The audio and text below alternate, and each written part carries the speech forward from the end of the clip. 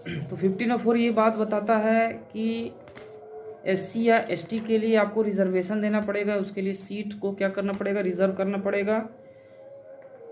और चाहे किसी भी तरह का पब्लिक एजुकेशनल इंस्टीट्यूशंस हो।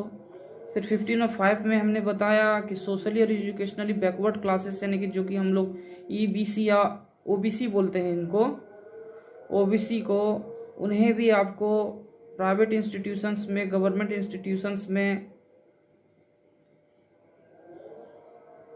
रिजर्वेशंस प्रदान करना पड़ेगा, चाहे वो एजुकेशन एडमिशन के बेसिस पर हो, फीस के बेसिस पर हो, सर्विसेज के बेसिस पर हो। फिर अगला है the state is empowered to make any special provision for the advancement of any economically weaker section citizens.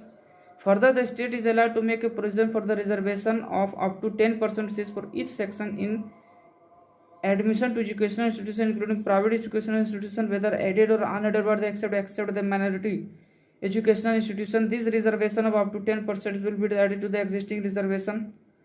For this purpose, the economically weaker sections would be notified by the states from time to time on the basis of family income and other indications of economic disadvantage. इसका मतलब है कि 10% का आपको seats तो देना पड़ेगा, किसके लिए, private education institution, government education institution में, या माइनॉरिटी एजुकेशन इंस्टीट्यूशंस ही वो क्यों ना हो, जो कि इकोनॉमिकली वीकर सेक्शंस वाले होंगे। उसमें कोई भी हो सकता है, उसमें एससी हो सकता है, एसटी हो सकता है, ओबीसी हो सकता है। लेकिन अगर मान ली जाए कि बाद में इन लोगों का अपलिफ्टमेंट हो जाता है तो फिर इस तरह का रिजर्वेशन उनसे वापस लिया जा सकता है, 10% वाला। ये बात है। उसके बाद और भी कुछ बातें इसमें कही गई है, जैसे कि क्रीमी लेयर क्या होता है, ओबीसी का क्रीमी लेयर होता है। तो 93rd कॉन्स्टिट्यूशनल अमेंडमेंट एक्ट, जिसको हमने बताया था, जिसकी वजह से आर्टिकल 15/5 इस्टेब्लिश हुआ। तो 93rd अमेंडमेंट एक्ट में, कॉन्स्टिट्यूशनल अमेंडमेंट एक्ट में 27% रिजर्वेशंस देने की बात कही गई। किसकी? ओबीसी के लिए, चाहे वो आईआईटीज़ में पढ़ रहा हो, आईआईएम में पढ़ रहा हो।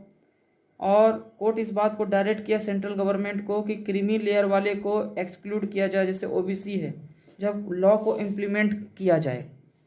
अब क्रीमी लेयर क्या होता है, इसको अभी हम लोग नेक्स्ट वीडियो में समझते हैं कि क्रीमी लेयर समझना जरूरी है, क्योंकि ये ओबीसी को डिटरमाइन करता है कि क्या क्रीमी लेयर वाले रिजर्वेशन ले सकते हैं या नॉन क्रीमी लेयर वाले रिजर्वेशन ले सकते हैं। नेक्स्ट वीडियो में बताते हैं।